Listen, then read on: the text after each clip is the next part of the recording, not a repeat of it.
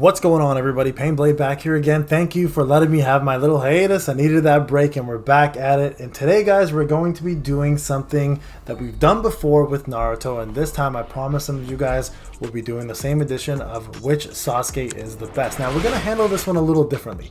The reason why is because unequivocally there is the one best Naruto. KCM Naruto, hands down, is the best Naruto in the game, bar none. When it comes down to like everything that he offers, he's just a cut above the rest, right?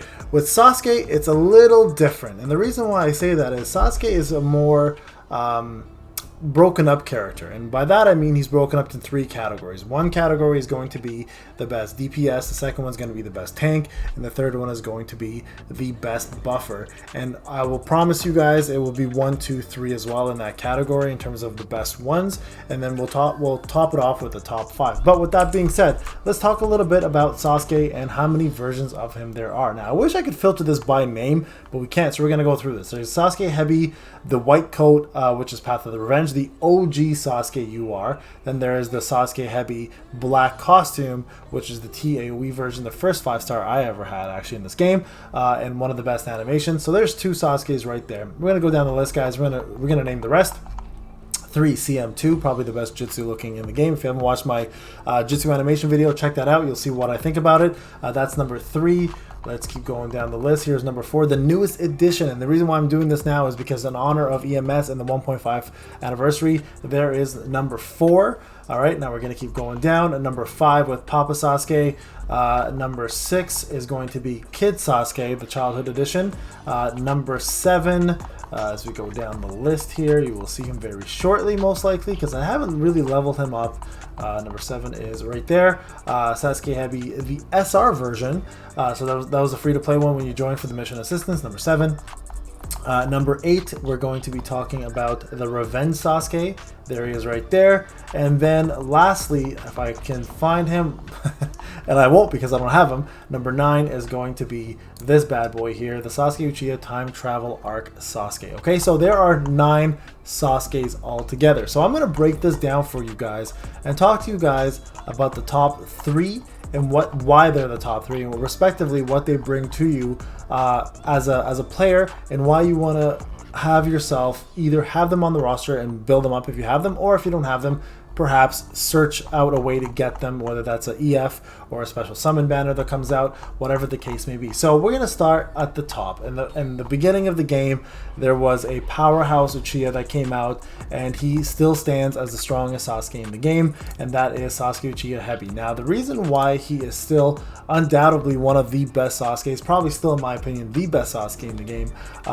is because of the amount of damage he brings to your team, right? So the Chidori Sharp Spear, we're going to break down some of these skills like we did for Naruto and explain to you why, okay? So first off, he does his own crit rate boost, which was uncanny back in the day, and still is one of the best traits in a jutsu to have right from the start. He has a 35% chance to stun an opponent, so he has a built-in stun into his jutsu, and if the target is a T Shinobi, he deals 35.25% extra damage. Now, what makes him so damn deadly, guys, is not only his jutsu, but also the fact that his skill 2 also has a paralyze. There's only a few characters in the game that actually have a skill 2 with paralyze. He's the only character, I believe, in the game that has 2 paralyzes built into his character, so that makes him extremely deadly in a lot of different pieces of content for that stun alone, but also the fact that he boosts his own crit and does incredible damage. Now, to a lot of OG players, he's going to be the mecca of Sasuke's because we have done these things to him, right? We've given him the weapon upgrades, we've also given him the talisman upgrades,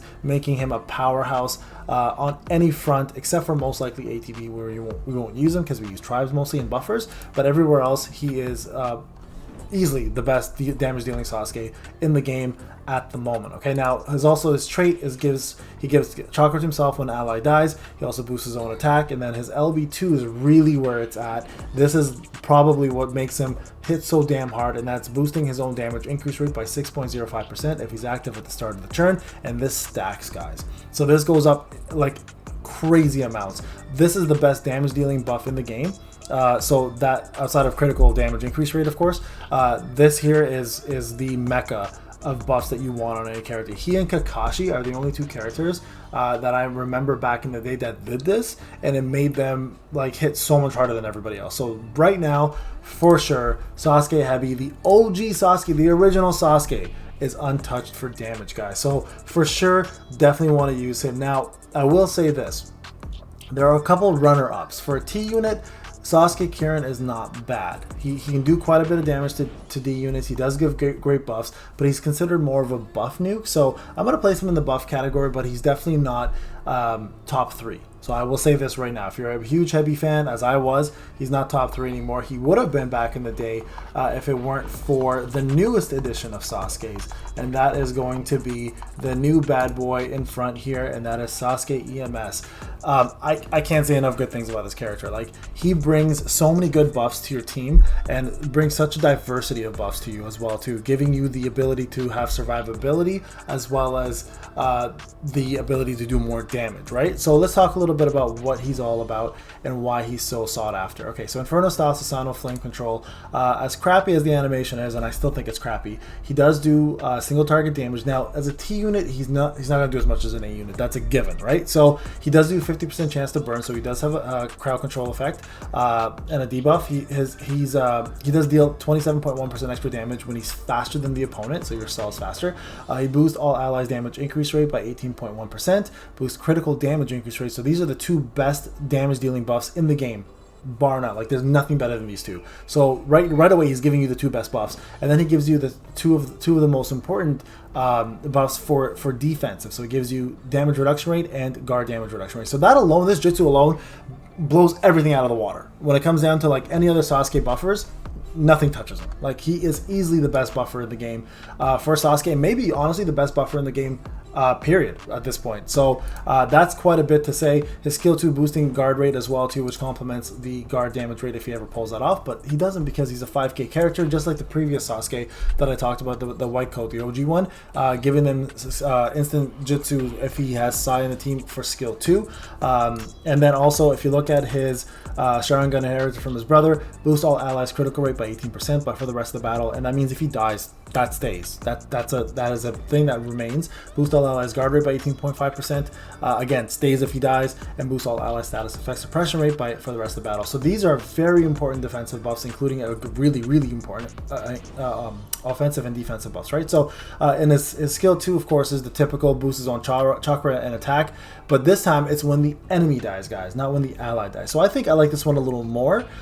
So again, very much the best Sasuke. So I put him, it's really hard to say right now, because I feel like if I didn't have Sasuke Heavy originally from the beginning, he would be the top Sasuke. Like, EMS Sasuke would be the top Sasuke easily. Like, there would be no question about it. Just the amount of things that he offers as a buffer, and the fact that he does pretty decent damage, he would be first. But because of the way I have my thing set up, Heavy takes the first place for me. But if you're a brand new player, EMS Sasuke will be the one you want. So he is technically number 1. So this is number 1.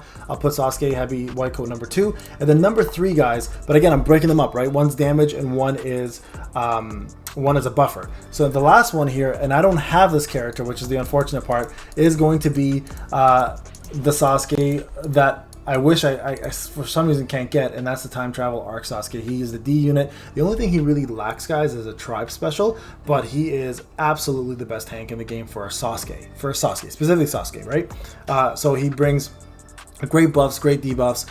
He has a great animation. He has status effect suppression rate. I believe he has guard rate. He has everything you want in a tank. So those are going to round out. I can't really talk much about him because I don't have him, obviously, but I do remember doing a video on him. So if you ever want to check out what he's all about, definitely go back and check out that video. But those are rounding up your top 3. Now, what are the top 5, right? There's 2 others that can take over a spot here. So Revenge Sasuke, I'm not a fan of. I'm going to say right away, people used to call him the SR Obito. Nowhere near, guys. So don't even believe that nonsense. He is not an SR Obito. Obito is just like, he destroys him. But he's okay for an SR.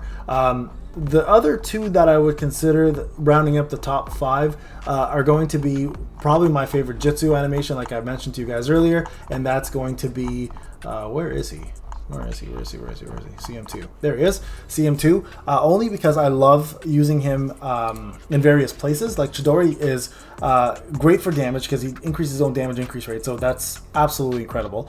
He does 35% chance to stun, but not only that, guys, he increases his own chakra, plus he actually increases the status effect rate for the rest of the battle each time this is cast, which means the 35% actually goes up to 39 and then 44, etc, etc, right? So the longer the battle, the more he survives, the better chances he stuns, which is it's one of those things where you don't want to be without, if especially in places like Abyss where there's hard-hitting units. He's awesome to have. His get lost also hits like a Mack truck. So if you deal, if the skill 2 pops off and you hit somebody who has HP 50% or above, he actually does 44% more damage and the 32% more damage. So that's 70% more damage, 75%, 76% more damage.